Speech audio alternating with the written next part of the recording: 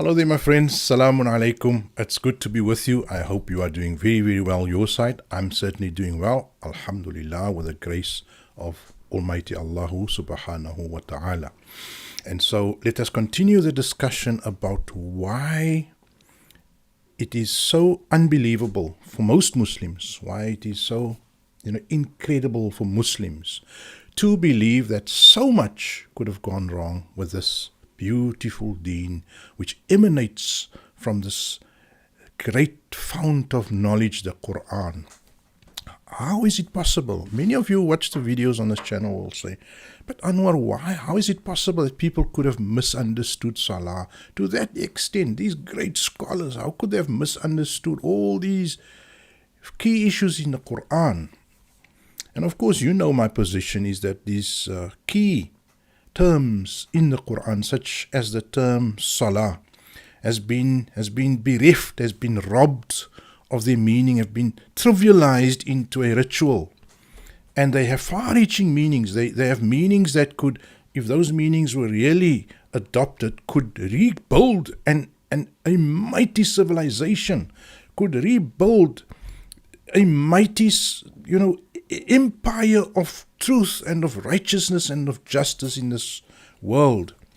But when Muslims are caught in rituals and how you should orient your toes, fingers, and they fight about, whether a donkey and a dog and a black dog and a woman breaks your salah, then this will never become a great civilization again. This is doomed to be a relic of the past. You will go on and your children will go on and talk about the great days, just as they talk about the great days of Greece and the great days of Holland and the great days of these great days of Spain that will never come back.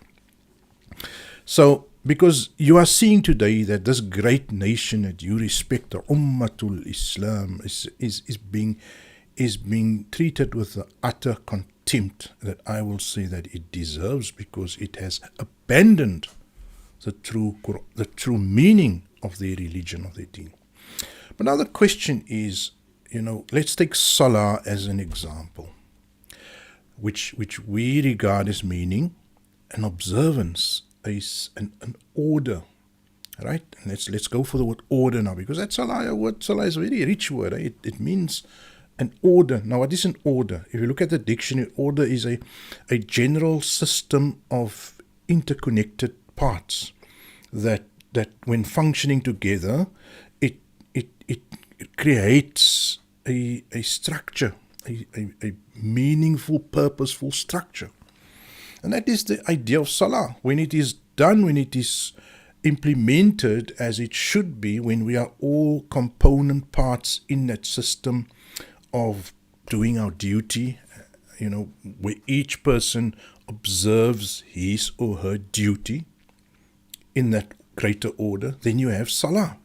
It is that big system where we all abide by our duty. So it's a system of abidance, system of adherence, system of observance of the rule, of the law, of the ethics. That is Salah. So it's a powerful word. It's no wonder that the creator of the universe, the giver of the book, the one who gifted us with this book, has mentioned it 80 some odd times. And if you just want to say our Salah means prayer, then you must explain why does Allah say why do they say to Shaik, At-ta'muru, do your Salat command you that you reject our old order? You see, so clearly in that verse, that is a very important verse where Shu'aib is told, by the enemies, by those who reject him, why does your Salah prohibit you from following our old order? And so that verse there is extremely exposing and revealing that the word Salah has been trimmed and cut down. There are others also, but that's one. Now I'm going to, in this video, after that fairly long introduction, I'm going to go into why I believe and why I want to convince you And you can listen to me for 15 or 20 minutes and then you can comment and tell me what you think of this argument. My proposition is that there was so much turmoil. There was so much turmoil in the early days of Islam that it resulted in a skewing, a corrupting of the early reading, interpretation, understanding of the key teachings of Islam.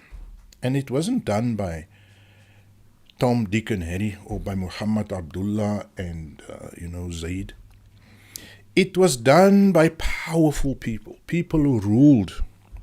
The people who ruled the Muslims, who had the power of execution in their hands. They are the people who skewed our understanding. Let me give you one example. I'm going to give you one example. And then, if you've never heard it, now you're going to hear it first here. Check this example. Here's the question. Who was Hujr bin Adi? Who was Hujr bin Adi?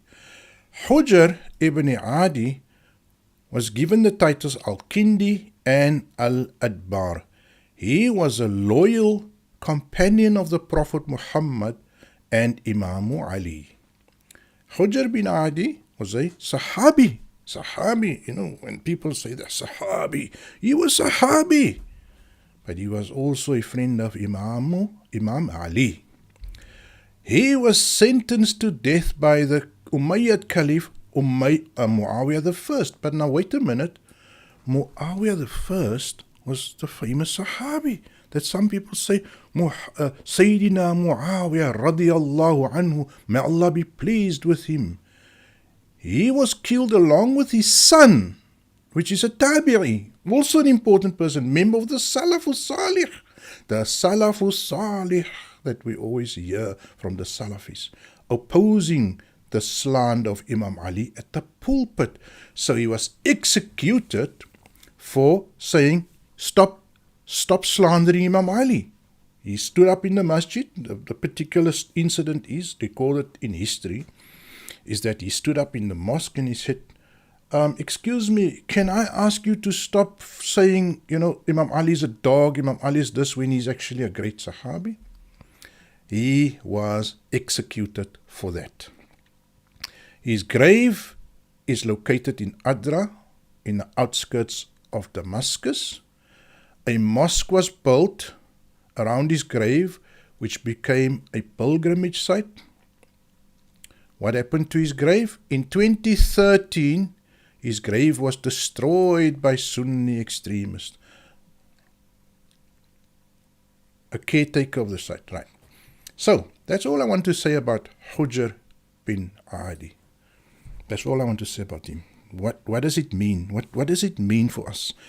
A Sahabi, Muawiya, killed another Sahabi, Hujr bin Adi, friend of the Prophet Muhammad sallallahu alaihi wasallam, and Imam Ali. And for what was he killed? He was killed for saying, stop the slander against Imam Ali.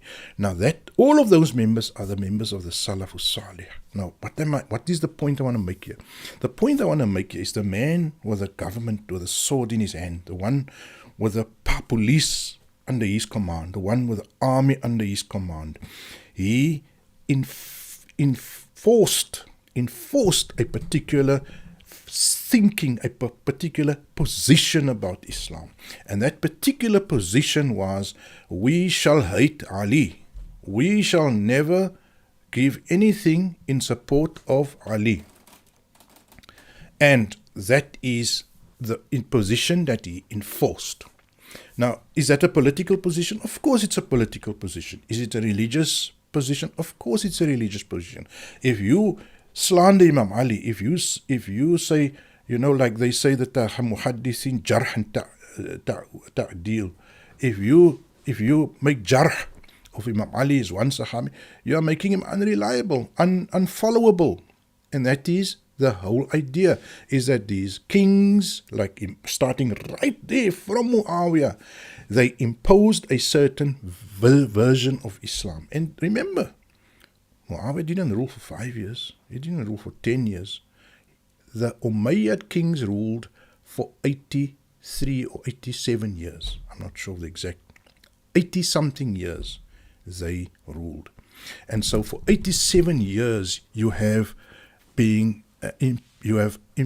imposed on the Muslim thinking, on the Muslim mind, a particular mindset. But let me continue a bit more with the story. So I come back to my translation of the Qur'an, where I translate the word as-salat as observance. And the question is, or I could also translate it as order, as an order, which is a more deeper, profound meaning. So let's just quickly, why would they not accept, as the scholars of the day of 1400, because you are arguing, no, those scholars, they knew best, we should just follow what they said. But I'm arguing those scholars were under duress, they were being suppressed, they were forced not to speak the truth. So the only scholars that could be heard were the scholars who were allowed to be heard, by the king to be heard. So let's look at the word as-salah, meaning observance. Then why do thousands of scholars through the ages not state this? The answer, of course, lies in the chaos and in the anarchy that ensued within the Muslim community the day the Prophet Muhammad ﷺ died. And this chaos is undeniable. Nobody can question that chaos that broke out. It is clearly recorded in the books of history that immediately following the death of the Prophet, several major wars, civil wars, break out that spanned 120 years. And these are not local wars. These are not small wars. These are not wars that you can say it's a very small war in a small place like the Falkland Islands, and Britain fought a small little mini war there. No, these were world wars at the time. These were wars that spanned the entire empire. They pitted massive regions against each other. For example, the first civil war was a world war. It was the whole northern empire of the Muslims, Syria and all of that parts. You know how big Syria was. Included a lot of Palestine, Egypt even at times, but against the whole rest of what used to be the Persian Empire, Iraq, Iran, and also parts of Mecca, Medina. So it was massive regions that fought against each other, and that spanned 120 years, and all the major characters were caught up in those wars. All the heroes, the Salafus Salih that you say, Abu Hurairah, whatever you can think of a Sahabi that lived after the Prophet, they were all tested. And these are all the wars that were fought. In fact, they started before the Umayyads. The Ridda wars, or the Hurubur Ridda. These wars already started in the time of the first Caliph. And it is always advertised or claimed as, it was just people who didn't want to pay zakah and so on. But there's no ayat in the Quran that says you must go to war against people who don't pay zakah. There's no ayat. There's no hukum like that you must declare war or you must put them to mass.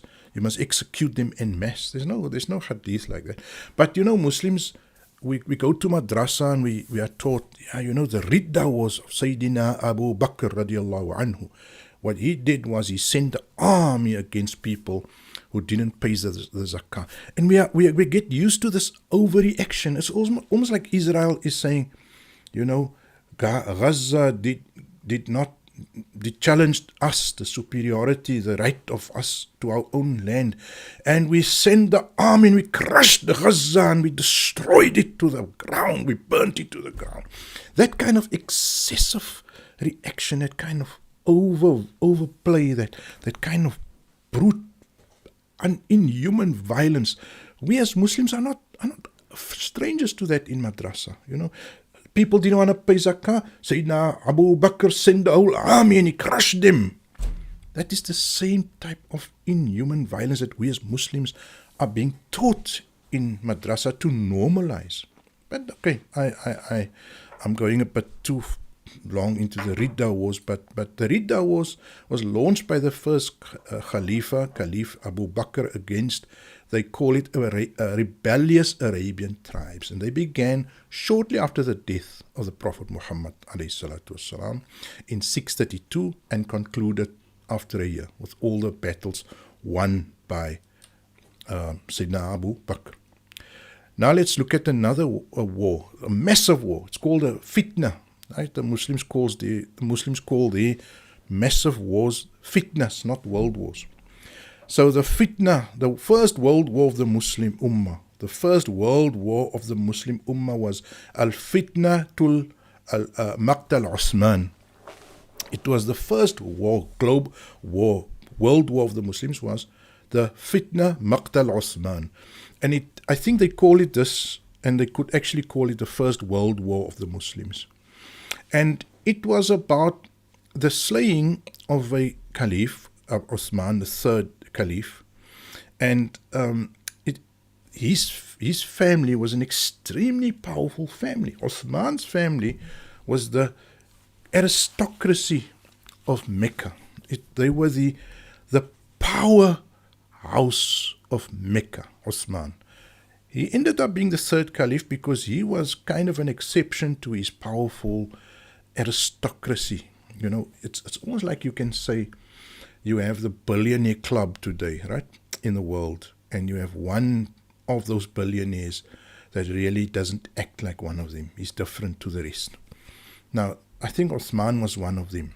He was part of the billionaire club of Mecca. The Umayyads were the billionaire club. But he was different, and he bankrolled the Prophet Muhammad's mission. He always, because he was wealthy, he was a billionaire of the time. When the Prophet once sent an army to, I think it was one of the last battles, the great battle. Was it Mu'tah? Was it one of these last battles, right? You can check it up.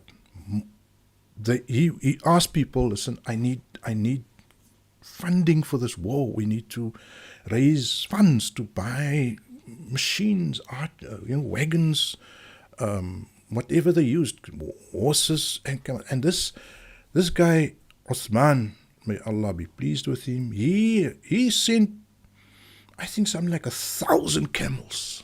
Some massive amount of camels he sent, and there's this historical narrative where the Prophet says, this day Osman has earned, a place that he can never drop from. Unfortunately, all people are impressionable, corruptible, changeable, and the great noble Osman similarly was not unassailable. He was not, his rule was the time that all these aristocrats, all these corrupt enemies of the Prophet Muhammad ﷺ, crawled back into positions of power. All these corrupt, because he was one of them, his family, he's a member of the family of Umayyad. His father, Osman, I think, was one of the enemies. And so the first fitna is towards the latter years of Osman's rule. He ruled for 12 years. His family came and crept into all the positions of power. And it fermented a revolution. That's what happens when you have, this kind of practice where you only put your family into power. The nepotism, that's what it's called. So if you rule and you use nepotism in your rule, people just see your wife, your husband, your friends, your family, your cousins, your uncles are all getting into it. Fermented a revolution. And that is what happened. There was an uprising, a massive amount of people converged on Medina, where the king was ruled from at the time, Uthman. And the massive convergence of people, they descended on his home, and he was killed, murdered, unfortunately. And Imam Ali and his sons were completely uninvolved. In fact, they tried, the history books write that the son of Imam Ali, Hussein, was standing in front of the gates of Uthman trying to stop the crowd. But when you have 10,000 people barging in and you have 5 or 10 people trying to stop, that's not going to work. They stormed the palace and they murdered the caliph. Now that is the cause of the First Muslim World War, the fitna Maqtal Uthman, the fitna of the killing of Uthman. And by fitna we mean the war, the massive war, the Great War. Now, like with any event in contemporary history, and it's best to understand our history by reflecting on contemporary developments. You see the convergence of people on the 21st of January 2020, I think, when a crowd descended on Washington. You know about that. It's in the news. It's very common in the news, and it is called now the challenge to the government. Right. So a few tens of thousands of people descended on Washington, but the exaggeration of that event is very critical to how the Dems were able to win the election. Were able to fight Donald Trump for the next 4 years. And I'm not a Trump by any stretch of the imagination. But it just shows how politicians can exaggerate an event. And this is my point here. They exaggerate an event to benefit from it. And Muawiya, who was of the family of Uthman, Muawiya, but also a governor. When Uthman dies, and not everyone knows this history, when Uthman is killed, guess who becomes the king? Guess who becomes the caliph? The Imam Ali, the enemy of the Umayyads. The enemy of the Umayyads, because the Hashimites were the Prophet's family and the Umayyads were their mortal, lifelong enemies. And now the Uthman dies, and who becomes king or caliph? Oh my God, the enemy of them, Ali ibn Abi Talib, the cousin, I think the cousin of the Prophet Muhammad alayhi salam. And so the Umayyads were not going to have any of this. That a Hashimite, in fact, the party that they hate, the tribe that they hate, the family that they hate, the family of Muhammad, and they still hated the Prophet Muhammad for breaking their power, breaking their grip over the Arabian Peninsula. They don't like him, they hate him, but they can't show that they hate him. Everybody likes him. It's like he's like a Mandela figure right now. It's in South Africa. Nobody can say anything bad about Nelson Mandela. So they had to swallow that Muhammad has broken their power and that his followers are ruling. But now comes Ali. It's 30 years later. A lot of the people have now died.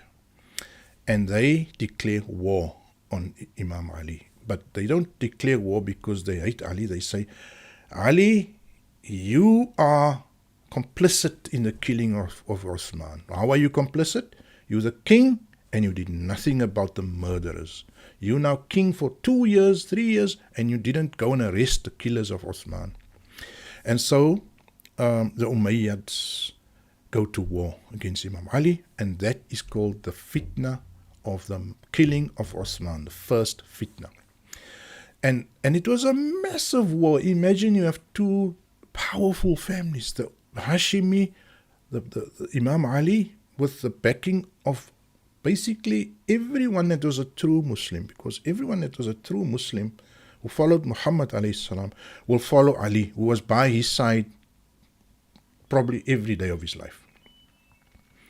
So you have that Muslim world, right? The Muslim world of Iraq, of Medina, of the new Iran, because Iran like Imam Ali also, because Imam Ali's son married one of the queens, one of the princesses. So there was a solid relationship between Iran and the Hashimis. And also Iran disliked the Arabian aristocracy under the Umayyads. They always looked down on them. So now there's the first civil war, the first great war. And the Ummah is split in two, and the scholars are confused. Where must I stand? They asked some of the scholars, like, the son of Sayyidina Umar, of, the Ibn Abbas, all these great scholars, the scholars that the Salaf Salih always referred to. These scholars were tested. Where do I stand? Where do I stand? I can't. And the thing generally was those who were in the realm of the Umayyads, in the realm of Muawiya, they took a Muawiya line. They better had to, otherwise they were killed. I mean, look at Hujr bin Adi. He made an example of this guy. Hujr bin Adi, he didn't care if you were a Sahabi. There Hujr bin Adi said, listen, Muawiyah, stop swearing at Imam Ali, he's a great man. And they said, like, arrest him and cut his head off. And his son also, by the way. So as you can see, the Umayyad Caliphate, when it was founded by Muawiyah, who is a Sahabi and who Muslims venerate greatly, and they call him Muawiyah radiallahu anhu, he killed other Sahabis. He killed Tabi'in. He killed the Salaf Salih. So now, what is worse, me that says the Salaf Salih made mistakes, or Muawiyah who killed them? I never killed any Salaf Salih. You see, I never killed a Salaf Salih. But Muawiyah killed some of the Salaf Salih. Now what is he? You see, so this civil war went on with Muawiyah and the illegal legitimate Caliph Imam Ali. They fought 3 battles, massive wars, Siffin and another one, not Siffin, what is it? There were 3 major battles that they fought. And inevitably, or unfortunately, sorry is the word, the one who won the war against Imam Ali was Muawiyah, because eventually he outlived Imam Ali. Sorry, did I say the one who won the war against Imam Ali was Muawiyah? He outlived Imam Ali. Imam Ali was assassinated, and of course it's not strange to us today to see how the greatest people are being assassinated by the shaitanis. The Shaitani party always uses assassination. The righteous people never use assassination as a tactic of war. But that tactic of war was used, and he was murdered. Imam Ali was murdered. And who becomes the king now? The unquestionable king, because nobody had the charisma, the power, the influence of Muawiyah. And Muawiyah becomes king. And now the enemies of Muhammad alayhi salam, the Umayyads, now rule the Muslim world. Now you tell me, the scholars who lived in that time, what type of pressure are they feeling? If I'm a scholar in the year 600 and, 70 or 86, 76, 80. How scared am I not going to be to say that Salah means an order of the Qur'an, a system of Qur'an, observance of Qur'an, when Muawiyah wants to know nothing about in order of the Qur'an. In fact, if somebody says, bring the Qur'an to rule, Muawiyah will have to get the hell out of there, because the Qur'an says, whosoever kills one person unjustly, it's as if he killed the entire world, and his abode is hell forever and ever and ever.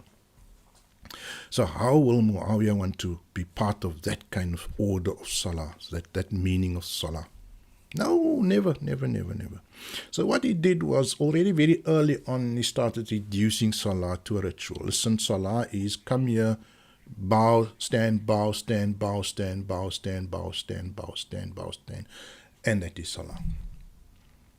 He had to do that to strip that concept of its real meaning. And Muawiyah was the first ruler who interfered with the true understanding of what Islam really be. Then there was another war, which is referred to as the second fitna. And this was a period of just general political and military disorder and civil war in the Islamic community during the time that Muawiya and his son ruled.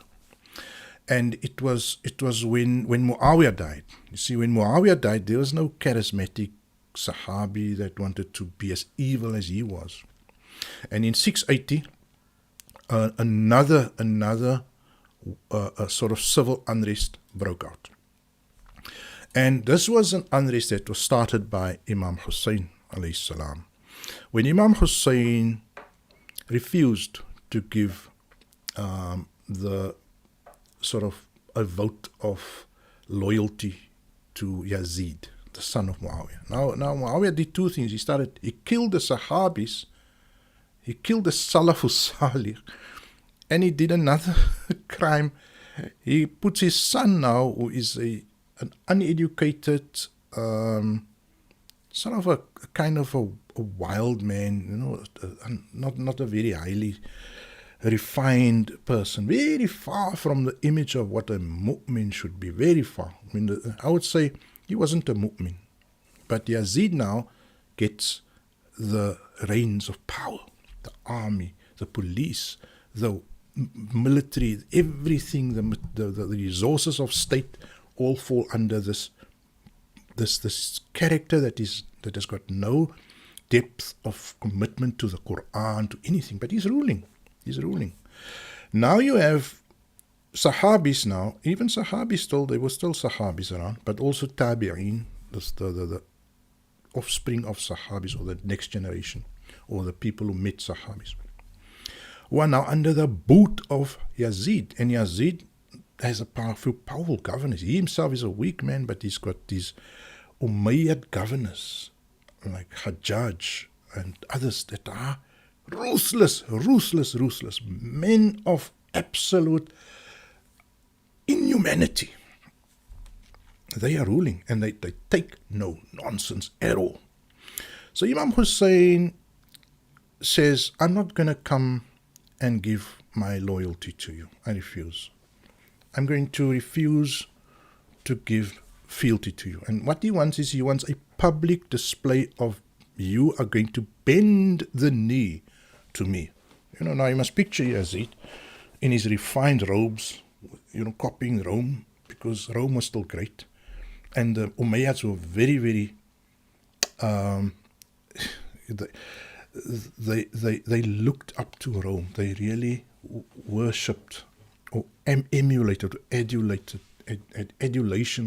for the Roman kings and the Roman empires. The Romans, the Byzantines who ruled Rome still at the time in Constantinople, were so rich and opulent. And when you watch that series, what is it called, the Dragons or something, with that is based on how the Byzantines looked. I think it's, what is it, man? It's a sequel to Game of Thrones. Then there's the series of the dragons, but you see the opulence, the rubies, the precious stones, the gems, the diamonds, the gold that was displayed in their homes and on their clothing and everywhere. The Umayyads were, in a way, very, very admiring of that Rome. And they always wished that they could become the new Rome, the new emperors. And so here Yazid is sitting there in his luxurious throne with his rubies and his, whatever, gold embroidered outfits. And the Saudis have inherited some of it. You can see clearly, right? The Saudis have inherited some of that. So here's this man. He's not young anymore. I think he's 50, Hussein. He wants to revive the old days. He wants to come and make Islam like the some religion of simplicity, of the paupers, of the poor people, of the ordinary people. He wants to make that. To hell with him. And he sent an army of, I don't know how many, he raised an army of, I think, 4,000 or 5,000 in Kufa, and he just slaughtered Hussein and every man in Hussein's camp, with the exception of one or two. And that is the start of the second fitna, because the people didn't quite leave it there. So there were people like Sulaiman ibn Surad and Mukhtar al-Thaqafi who orchestrated some sort of revenge operations against the killing of Hussein. And they did wear out Yazid in a way. And they prepared the grounds for another great dissident called Abdullah ibn Zubayr, or shortly just Ibn Zubayr. Great dissident to the Umayyads also, because his father was a great man, a great Sahabi, and Zubayr, one of the Sahabis, the Muslims call him one of those promised Jannat, so he's very highly regarded. But he mounted, or he armed and raised an army to confront the Umayyads. But now time goes on, Yazid passes away, Yazid's son Muawiya II comes into power. He's some kind of kid, I think he's 12 years old, and they quickly get rid of him. They say he was very sickly or something. They quickly just get rid of him, right? Now he's also, if you want to look at Muawiya II, he's part of the Salaf Salih, but they just got rid of him. And that is basically the second fitna. It is the wars in Ibn Zubayr, right? Then there's the third fitna, al-fitna to Salisa. And this was a series of civil wars and uprisings against the Umayyad Caliphate, beginning with the overthrow of Walid and ending with the victory of Marwan II over the various rebels and rivals for the Caliphate in 747. That's the third civil war. Now I've already given you 4 wars now, where the scholars are like, they caught between, who must I go? Ali, no, Ali, must I go Yazid, must I go, who must I, that is now and don't try to brush over these things. These are critically important. Politics affect scholarship. Do not think like a child. I'm a writer. I'm an author. I operate in a certain world. I need to be very humble about who I am. Inshallah, I hope I am humble. But I've been marginalized. I found that when I want to speak in the mosque, and I'm part of a community of dissidents in the Muslim community, right? We're a party, we're a group of dissidents. We are like Ibn Zubayr and his group, or like Imam Hussein. I don't want to even use the name Imam Hussein to equate ourselves with. But we are being chucked out of mosques. We are being told that we are not Muslim. We are being told that don't listen to them, don't deal with them by the majority. We know how it feels. We know how it feels to be marginalized by the powerful group.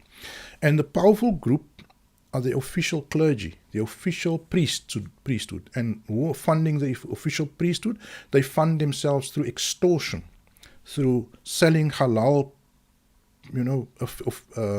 of certificates. And if you don't pay for the halal certificate, whether you're a Muslim or not, you don't get our support. You get blacklisted. And that is the blackmail they make money on. And they get money from those kings who are sitting and seeing how the slaughter is happening in Gaza. So their money is coming from all these evil sources. From extortion, from rulers who are evil, from other sort of payoffs and bribes. And that money they use to suppress the people who want to tell them something that's true. Like, for example, that Muawiya was not a noble man. And then they go to war with us for saying Muawiya was not a noble man. But I met a very great scholar once. And I said to him, listen to this. I met a very great scholar once. He's a celebrated scholar, as celebrated as you can be in the official clergy, in the official priesthood of our country here. And I said to him, listen, just between you and me, tell me, is Muawiya a good man, yes or no? Just between you and me. He killed Hujr bin Adi, put a drunkard son in control of the Muslim empire. He slandered Imam Ali. He made it an official thing to slander Imam Ali. Was he a good man? Tell me. And he said to me, no, he wasn't. As high as you get, Muslim cleric, priest, as high as you get. He said to me, no, he wasn't a good man. And that is, my friend, the type of lies that we have to deal with. That man cannot say that out loud. He cannot say Muawiya was a bad man, because then he loses his job, he gets told, you're now kafir, you're no longer Muslim, you're rejecting the Sahaba, you're rejecting the Salafus Salih. And unfortunately, that is how it goes. The lies are covered up and protected by the official establishment. And if you operate in the modern world and you are aware of politics, you know exactly what I'm talking about. So, finally, there was the Abbasid revolt. And that is the war declared, after 86 years, you pretty much had the Muslim world were fed up with the Umayyads and the excesses. Because now remember, they destroyed Makkah, they crushed, they bombed the Kaaba with a manjanik, with these catapult launches, They went and they flattened the Kaaba with those things. They burnt Medina to the ground. They killed a whole bunch of Sahabis in Medina and in Makkah and in Damascus. They had drunk people ruling. They had crazy people, running around killing the family of the Prophet Muhammad alayhi salam. I think after 85 years, the Muslim world just were nauseated by these savages, man. The Umayyads that had basically a comeback, that brought back the time of Jahiliyyah to the Muslim, to the beautiful mu'min world. Now, if you brought back Jahiliyyah like the Umayyads did, you recreate Jahiliyyah. Jahiliyyah is a term that refers to the pre-Muhammadan era. It's the era where the Arabs operate like wild savages, like just tribal war, and just operating on, what can I get, and how can I take from you, and, it was just basically the law of the jungle. And the Umayyads recreated the law of the jungle, and also this try and copycat the Romans in the opulence, in the luxury, in the size of the palaces, etc. Right? After 85 years, the Muslim community, which is now globally millions and millions, spans all the way far back to Afghanistan, to Russia, the southern republics of Russia that used to be republics now, Turkmenistan, China, and to the west, it went as far as Algeria, and in fact they were already now touching Spain and Africa, and obviously the Arabian and Persian world were all under them. The whole world just became nauseated by the Umayyads, and now what is called the Abbasid revolt takes place. And they rally around a man called a descendant of of Abbas, the uncle of the Prophet, and he is Ibrahim al-Imam, the fourth descendant of uncle of the Prophet. So what is this? And they come from Khorasan, and they come with 10,000 men, and they come with their black flags, and they storm the Umayyad headquarters in Damascus. And they have these black flags, and Abu Muslim, and he's the commander, and they basically storm the capital, and they wipe out the Umayyad rule. When you wipe out the core in Damascus, basically the periphery is nothing. So at the Battle of Karbala, also another battle, the Umayyad empire is snuffed out. Whoever, Umayyad kings, 85 years, snuffed out. So much so that these guys now under the Abbasid great-great-grandson, Abbas, the uncle of the Prophet. So remember, it's now Hashimi. Right? You get what I'm saying? The Abbasids attack the Umayyads the rival enemy party or family or tribe of Islam, of Muhammad alayhi salam. The Abbasids come under the banner of a Hashimi, an uncle of the Prophet, because they say it's the Hashimi revenge. The Hashimi revenge is coming. And that is pretty much what the Abbasids come under. They attack the Umayyads under the Hashimi, the tribe of the Prophet Muhammad. Hashim, the Prophet's tribe is called the Hashimis. As like you can say today, I'm a Dem, I'm a Republican, whatever. At that time, I think it was a tribal thing. And they wipe out the Umayyads. They wipe them out to such an extent that you can read the books that they go and find where is the grave of Muawiya, where's the grave of Yazid. They found these graves and they dig it up and they destroy the remains of the corpses. They leave no Umayyad even intact in his grave. That is how far the revenge of the Abbasids. Of course they were going excessive. Of course they were imitating that same Arab craziness that we saw in the Umayyads. But, they claim that we are now a different group. We are not the Umayyads anymore. We are now the family of the Prophet ruling. But it's not really the family of the Prophet. It's an uncle Abbas who was not really core to the Prophet's mission. He was more of the periphery, became Muslim, but not really.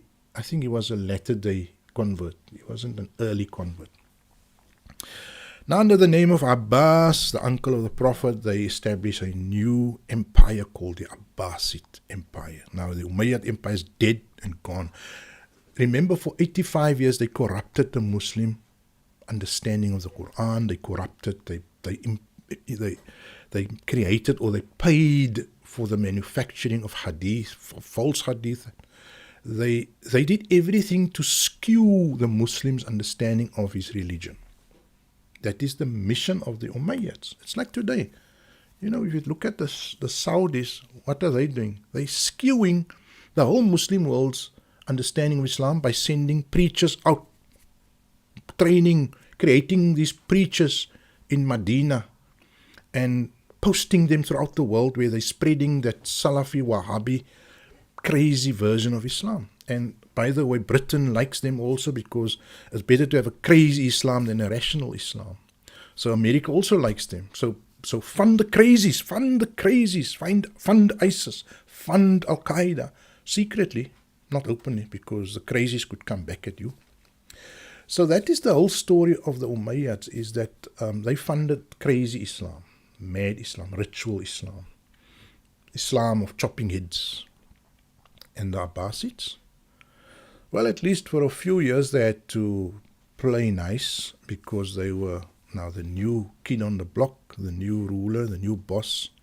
But it turned out to be meet the new boss, same as the old boss. That is really what the Abbasids turned out to be.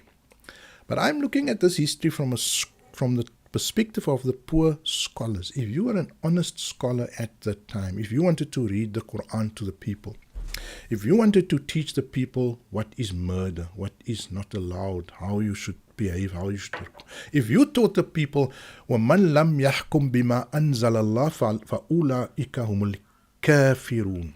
If you teach people that whosoever doesn't rule by what Allah has revealed in this book are an enemy, are a dissident, are a denialist of the Qur'an. If you fail to rule by this Qur'an, you are a denier of this Qur'an. If you teach people that, and you're a scholar and you've got a school sitting there somewhere in Medina or somewhere there in Baghdad or something, and you're sitting under an Umayyad king and you're teaching that nonsense, they're going to wipe you out, my friend. So you have to become a scholar that stays in a safe zone. You operate in a safe zone. Like I've seen scholars today. They don't want to promote evil, but they're not promoting good also. Like let's say Newman Khan. He's not promoting evil, but he's not saying all the truth also. He's not saying America is the great Satan, which you should be saying. And I'm sorry if you're an American and you don't believe America is the great Satan. I'm not saying the American people. I'm saying the power, the infrastructure, the state of America is geared towards the satanic agenda. And if you don't want to say that, and you Newman Khan, then there's something wrong with you. Or if you want to be a Mufti Menk, but you don't want to say the Saudis are promoting a crazy Islam, the Wahhabi Islam is a crazy Islam. If you don't want to say that, it's useless. So that is, you see, this is a generation, there's a group of scholars who will just promote evil. They will worship the Saudis and promote them, right? They are there. We all know they are the evil scholars. But there are these middle-of-the-line scholars that are not saying evil. They are not promoting evil. They're not promoting evil, but they are not promoting truth. وَلَا تَلْبِسُوا الْحَقَّ بِالْبَاطِلِ. Allah says in Surah Baqarah, do not cover the truth with lies or with what is invalid. Do not cover truth with nonsense. وَتَكْتُمُوا الْحَقَّ وَأَنْتُمْ تَعْلَمُونَ. Or cover the truth, or don't speak the truth, وَأَنْتُمْ تَعْلَمُونَ, when you know what it is. So in other words, it's not just good enough not to tell lies. You see, being a liar there's two elements to being a liar. It is, number one, covering, lying, say what is untrue, right? That's one part. But the other part is concealing what is true, staying quiet about what is true. And it's so common on CNN. You see, CNN, they never tell a lie, they just omit the truth. That's how they lie. So, imagine a scholar living there in that time. He might not tell the lies, but he will cover the truth. That he will lie. You know, same as Newman Khan, same as Mufti Menk, same as a lot of these others. They were, like this one guy who told me, when I asked him, is Muawiya a good man or a bad? Is Muawiya good? And he said to me, no. He's covering the truth. And he's refusing to tell the truth. وَلَا تَلْبِسُوا الْحَقَّ بِالْبَاطِلِ. Do not cover the truth. In other words, don't lie. وَتَكْتُمُوا الْحَقَّ. And don't lie, number one. And don't fail to tell the truth. Those are two things. So, I mean, let's take a common example. If I want to give you an example in the world right now, the Ukrainian war, the war of Russia against Ukraine. People feel strongly about it, right? On both sides. And I have friends who are pro-Ukraine. They are wrong, but they still, I'm friendly with them. They hate Russia. Okay, that's the position. And generally there's very strong sentiments in the Western world. Right now, in the Western world, of course, the NATO Western world, the official position is Russia is the aggressor, Ukraine is the victim. So the news houses, the media houses in the West will record this whole thing slanted towards Ukraine. And any person, if I'm working for BBC and I want to say anything that is in favor of Russia, they're gonna kick the hell out of me out of there. I'm not being killed today. They don't kill you. They just put you out of business. And if you still continue being successful when they put you out of business, then they might accuse you of rape, or accuse you, or send somebody, a woman, to say that you raped her or you fondled or whatever, and then they'll get you in jail for some sort of sexual offense, which is the greatest disgrace they can put on you. So they don't kill you, they just find more interesting ways of getting you out of the way.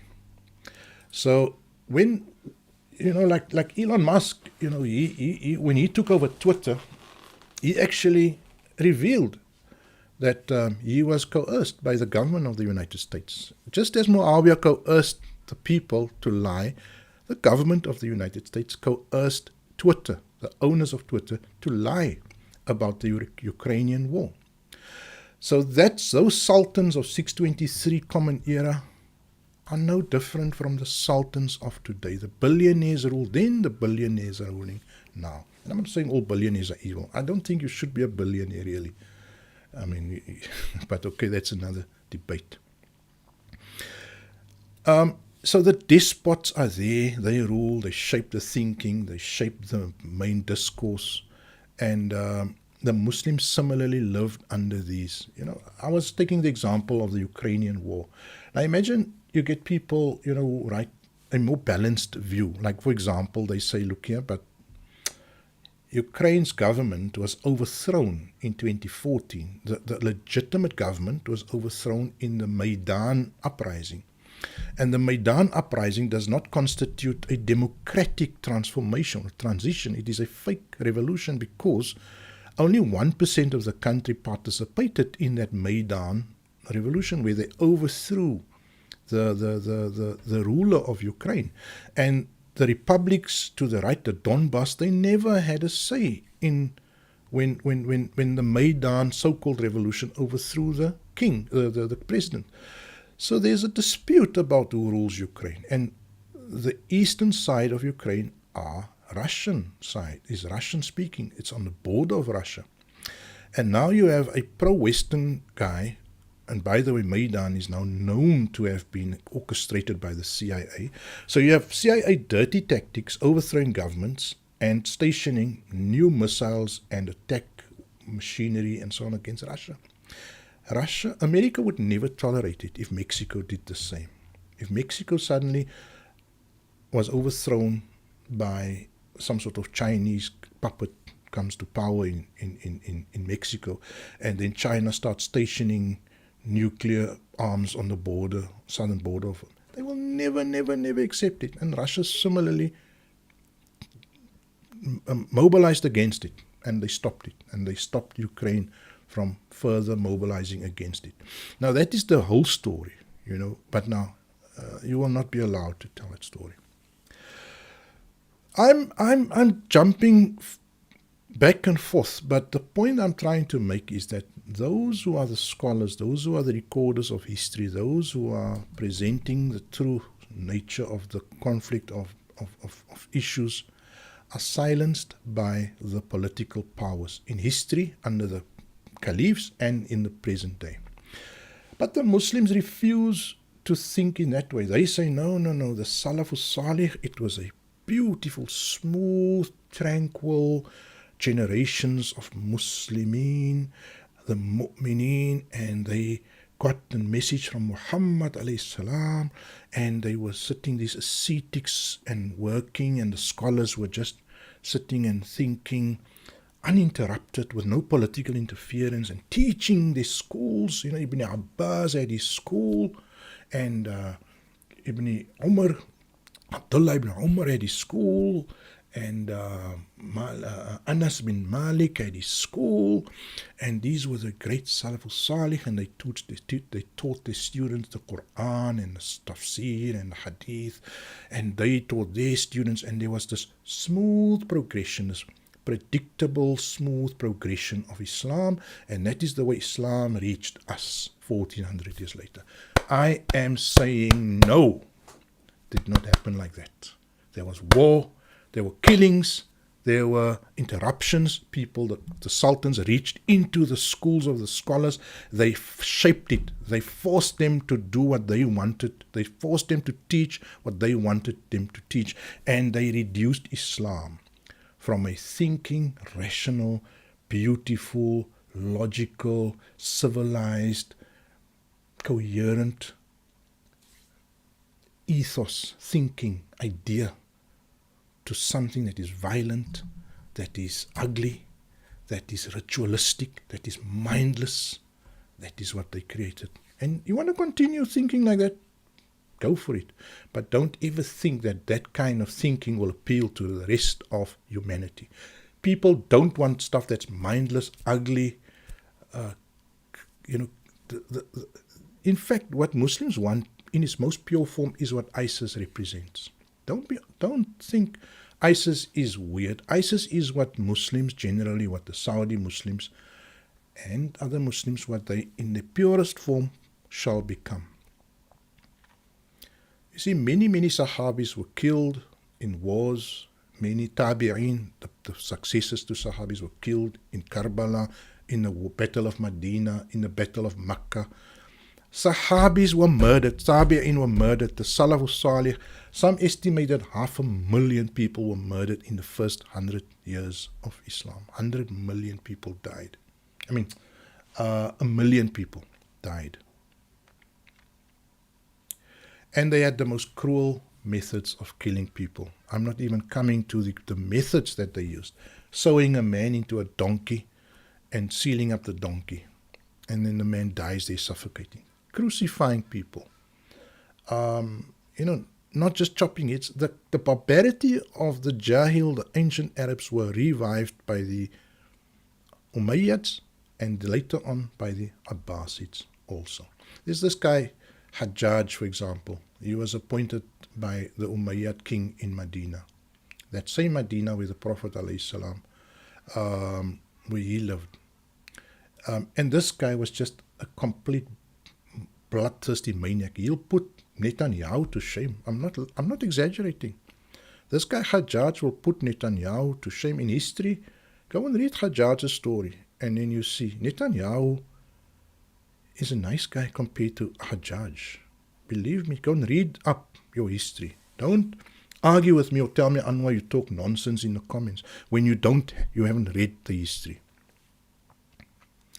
And this Hajjaj and this Muawiya, they are Sahabi and Tabi'een, and their words are important and they shape the schools. And I come back to my argument that this is the most important reason that we have inherited a twisted understanding of the Qur'an. Because during 150 years of civil war, of killing of scholars, of killing of people who knew the Prophet, was a time when Islam was snuffed out. And this new breed, this new form of Islam, this ritual, this bag of rituals, this chopping heads Islam, this, if you don't believe what I believe, I must kill you. The Sultan is the shadow of God on earth. As-Sultan, Dhillullah fil ard, where the Sultan is exaggerated and elevated. The evil Sultan. The word Salah was corrupted. This was the time that the word Salah was corrupted. Because Salah in the Qur'an means establishing the order of Qur'an. The adherence to the Qur'an. The conformance to the Qur'an. The observance of the Qur'an. Of the rules, of the parameters of Allah. That order. And they didn't want a damn to get the order of the Qur'an to reign. The order of the Qur'an was a problem to them. How could they have the order, the Salah, that Salah implemented, that version of the meaning of Salah, meaning order, meaning compliance, meaning order, meaning adherence, meaning conformance, meaning alignment, meaning observance. How could they let that version of Salah be taught in the schools? And so they killed that version of Salah, and they paid guys, they got guys there to teach. No, you know what? Salah is 15 things. You go, you pick up your arms, touch your ears, and then you keep it like that. Your hands must be like that. No, that guy is wrong. The hands must be like this. No, the hands must be like that. No, you mustn't touch your ears. Your thumbs must just be here. That, you do that. And you have these infinite debates about minutiae, about nonsense. And when you go to the masjid, you say, hey, your arm is here. No, your arm should be here, you idiot. And then, I've even seen when people keep their arms on their side, they get thrown out of the mosque. This is what Islam has become. You are going to war for nonsense. For nonsense. It is nonsense that triggers the Muslim mind. The Muslim is triggered by how some guy keeps his fingers in his Salah. Because that Salah is his Salah. He's triggered by that. The Muslim is triggered by how you recite what in the Salah. When I was a younger man, I wrote a book on fiqh, and I was very accurate. I tried to be very accurate when I go to the masjid. I followed the Shafi'i to to the nth degree, to the highest degree. I was an example to others, and when I sit, they call it iftirash.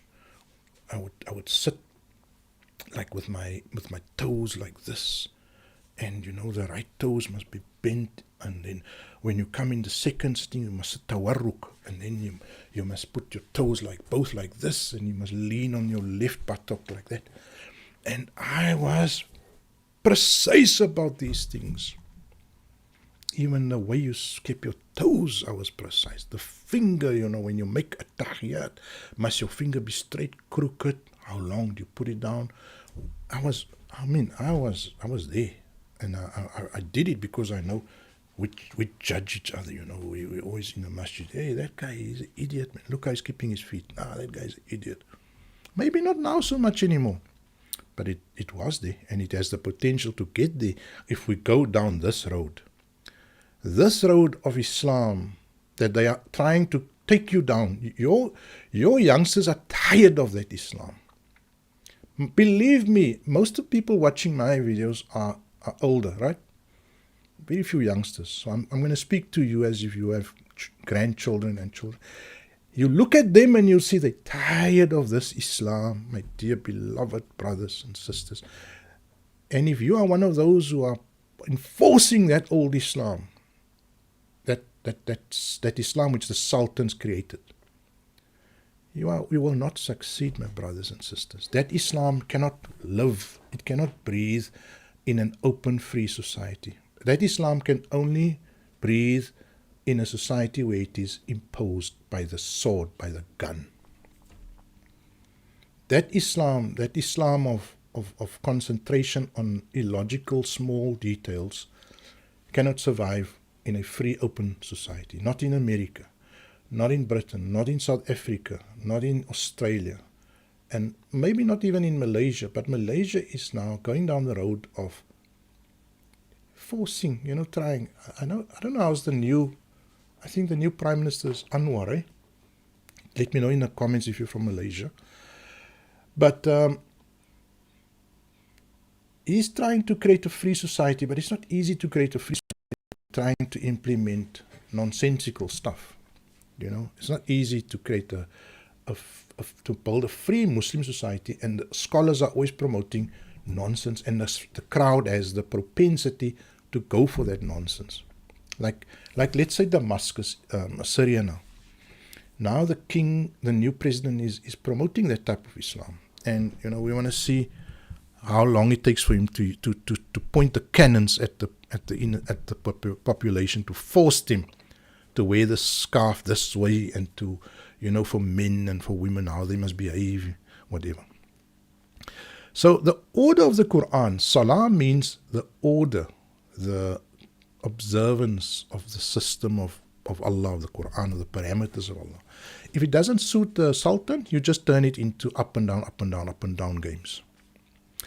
And the scholars that want to be original, they want to speak about the original meaning of Salah, you simply just do with them what you did with Hujr bin Adi. You just close their school, and you just silently kill them. So this is the way, my friends, with this warfare. It is how Islam was twisted with these wars and with these evil kings that ruled for the first 150 years. And it didn't stop after 150 years. I'm just mentioning that it became worse after that. So let me not say Muslims waged a world war against themselves for 150 years. No. I'm saying that because that is the critical years when all the Sahabis died, when all the people died who knew the Prophet, right? The next 1,300 years were worse. That's all I can say. They were worse. Because then you had the emergence of empires, Muslim empires, rival empires. You had the Mamluks, you had the Fatimid Empire, Shia Empire at war with some other empire to the east. You had the Ottoman Empire as a rival empire to the Safavid Empire, who is a rival to the Indo-Pak, what is it called? these great guys like Akbar the Great and so on. So it just went worse. But for me, it's important to speak about the early. Now, let me give you another example. I'm going to end off with this. Here's a mind exercise, right? A mind exercise. Yeah. Just hang on for this mind exercise, and then we'll conclude. If we discuss as scholars, let's say we party of scholars, let's say health, let's say I'm a health expert. I studied the biology of a human being and the diet that the human being flourishes under, and I decide, and as a fraternity of health or dietary scholars, we independently and very objectively find what a healthy diet is. We make a summary or a finding of what does a healthy diet comprise of. And we then state that it is like carbohydrates to that percentage, proteins to that percentage, roughage and whatever. We come up, minerals, magnesium, whatever. We put together the perfect healthy diet. So obviously you're free to eat any type of protein, right? Right. And we publish that, and that becomes a truthful rendition of what a healthy diet is. And people everywhere learn, okay, this is a healthy diet. I can eat beef, I can eat chicken, I can eat eggs. Those are all proteins. And the healthy diet now becomes the personal preference of each person. When I want to have a healthy diet, I eat mostly proteins, I eat a little bit of carbohydrates, and I have to eat some minerals, roughage, whatever, included in my food, like in the leaves, the salad leaves, etc. And we flourish, we become healthy, we're very strong. I lose all my weight, and I'm better, and I function better, I think better, right? But then some powerful man comes into control of our world, of wherever we are. And he is paid off by some McDonald's, like similar to McDonald's. And he comes into power, and he sees like everyone wants to live a healthy life, and they're teaching at school what is a healthy diet. And he reaches into the schooling system with all his power that he has now, because he can affect the syllabus, right? And he says, look, we must get new scholars to work on this concept of a healthy diet. And under this healthy diet, they change the syllabus, and they start saying, look, a healthy diet is to eat all of this. But actually, the alternative is you can also just eat at McDonald's. They actually prepare a healthy diet. Their food subscribes to a healthy diet. Not McDonald's, whatever, say Mac junk food, whatever. So they teach that also in school now. So what they've done effectively, they shifted the onus from me now to decide what is healthy to this McDonald's kind of place. And over time, he removes the part that says it's about meat and it's about choosing the right, and he basically just leaves the part that says a healthy diet is to eat at McDonald's. So effectively, over a period of 20 years, and these people don't operate in a time frame that you and I operate on. They wait till you forget.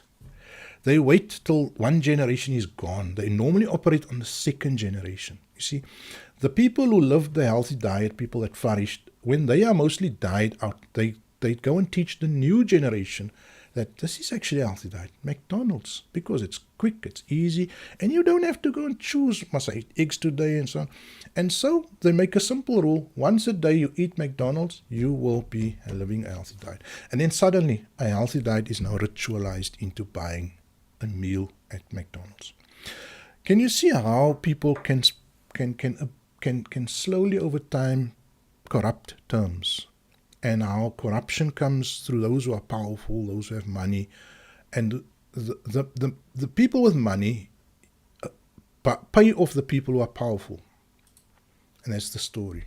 People with money pay off the people who are in political power, and together they corrupt the world after the Prophet.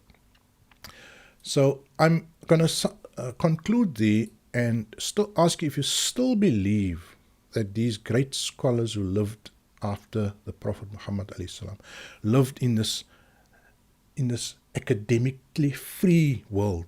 Like, academic freedom is a concept in the West, but there's no academic freedom in the West now. You go and ask Ward Churchill if there's academic freedom. A guy was kicked out of this university somewhere in Oklahoma, somewhere, because he spoke that he was questioning this whole thing of worshipping 9/11. You go and ask any other academic, fired. There's no academic freedom. Maybe some left in some countries, but right now it's the woke mindset that is controlling. And who funds the woke mindset? Billionaires. The whole woke idea, the idea of exaggerating the victimhood of women, the victimhood of black people, exaggerating victimhood, is a woke idea, and it is promoted and it is enforced on the university syllabus. And the idea is to turn us against each other. White against black, women against men, young against old. And so when you see a man playing with a child, what goes through your mind? Whoa, whoa, whoa, whoa, that's a pedophile. When you see a man and a woman having a discussion, it is like he's going to abuse that woman. You're always seeing evil in the next. That is what woke means. And so it's a very good example actually of how a good life, the discourse of truth is now wokeism. And so the same as the billionaires have controlled the discourse at university, and you're going to tell me, no, but Anwar, how can they control the university? Simple. They pay the people who do their masters. They pay the fees and the costs and the living expense of people who do their doctorates. When I did my doctorate, when I worked for a doctorate in education, I studied also a touchy subject, but they wouldn't fund my studies because I wouldn't go the woke route with my research. I wouldn't go the woke route. And so I would get no funders for my studies because I had to say black people are good, black man good, white man evil. I had to go that route. I had to go the route of women are being oppressed. They are oppressed. But it is not an innate feature of humanity that women are hated by men. Men love women. We love our mothers. We love our daughters. We love our sisters. We love our aunts. I love my aunts. I can't believe how much I love my aunts and even the women married to my uncles. I love these women. I celebrate these women. My sisters, my daughters, I'm in awe of them. My wife, I sit and I sometimes am amazed at how much she can sacrifice and endure. We don't hate women, and we fight for other women, even strange women. We men will step in. 90% of men will step in. I'm digressing, of course, now. But I'm saying that this wokeism is similar. That's this corruption of the mind. And this Islam is a corruption of the mind that we get today from the Maulanas, from the Imams and the priests. Heal your mind. Heal your mind. Go to the Qur'an. The Qur'an is a medicine for the madness of the mind. You go and say to your Maulana, wait a minute, let me see what the Qur'an says about the matter. But no, that is not what Muslims want to do. They want to say, no, I can't read the Qur'an. I'm not a sheikh, I'm not a Maulana. Whereas the Qur'an says, ذَلِكَ الْكِتَابُ لَا رَيْبَ فِيهِ هُدًى لِلْمُتَّقِينَ. This is the book, and it is guidance for all those who have piety, who are considerate, who have restraint. And in another verse it says, شهر رمضان الذي أنزل فيه القرآن هدى للناس. Not هدى للعلماء. Not. Ramadan is the month in which was revealed the Qur'an as a guidance for humanity. Not for the priests, not for the scholars. It is a guidance for you and for me. Well, let's go to the Qur'an, my dear friends. I'm going to end of there. It is the book where we will find healing, and healing from the madness, because we are all promote this madness if we continue to say that Islam is about how you must keep your toes. You must go for Hajj every year. You must go for Umrah every year. You are spending millions and billions on Umrah, my friends. Have you looked around you to see if there's somebody that can't pay their bill, their house? They're having sleepless nights. Some woman was abandoned by her husband with 2 children, cannot pay her rent this month. And she's tonight sleeping, thinking whether she's going to be kicked out by the landlord. Have you made an effort to see if there's anyone in your circle that has got that worry? And then you want to go on Umrah for 100,000 or 5,000, 10,000, whatever the cost is. You need to get your priorities in order. Islam is about compliance with the book, the order. Islam is about generosity. It's about making sure that the abandoned in society are supported. Islam is about creating a healthy relationship between you and God. Every day you spend 10 minutes, 15 minutes, 20 minutes, an hour thinking and speaking to Allah. It's the best time is at night. The best time is in the deep hours of the night. You speak to Allah. You scold Allah. And I'm not being a kafir by saying that. Scolding Allah, I'm not saying, you say, Allah, but why? Please. You go and you make Allah real as He should be. And that is what Islam is. Islam is not about rituals and judging the next guy and chopping of heads all over the place. And you don't believe, or you want to be a gay, then we'll kill you. We don't like gay because the Qur'an despises it in Surah Lut. It says it's not good for men to be sexually engaged with other men. There's other social issues with it, and I can show you the research also. But if somebody wants to choose it, and you know what, Allah will deal with him. Why is it irritating you? Get back to your life. Get back to your life and do what you must do. I think I'll end with them, dear brothers and sisters. Those of you who have sat through this marathon session again, I say shukran to you. I want to ask you again, share the video if you like it, if you think it's worth, if somebody could benefit from it that you think.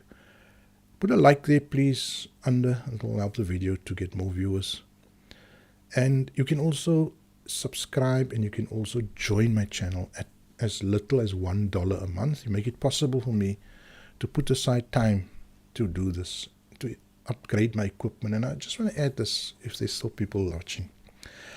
Yeah, I got a call last month from a dear brother in South Africa, not from my city, from the northern part of the country, Johannesburg. And I want to thank that brother again. You know, it made it possible for me to buy a brand new piece of equipment.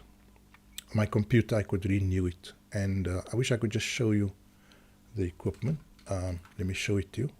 I'm going to try and show you the brand new equipment. This is my setup here. Let me change it. This is my setup. And look at this computer I managed to buy with the money that brother he just called me and said, how can I support you? And I bought this all-in-one Dell 14th gen i5 PC. There's my other screen. As cutting edge as you can get with that money. He only gave me, he gave me a handsome sum of 3,000 Rand. It's about $150 or $200. And with that little bit of money, I could sell the old PC, get some money, add that cash, add a bit of my own cash, and I'm set and going for another 5 years with this machine that I have here. So, shukran for those who have assisted me in my work. I'm a lecturer. My main job is being a lecturer, and a materials producer. I edit and write material for an organization, and I lecture on occasion also. But it's a freelance job. Some months I'm paid, other months there's not much coming in, and then I'm sitting here making videos as a volunteer effort. And I'm also now producing for a radio station in the country who's approached me. I'm also producing material for that radio station. So alhamdulillah, the message is coming out, brothers and sisters. The message is exploding right now. Let's continue, let's work. Support me so that I can continue with this work. Walhamdulillahi Rabbil Alameen.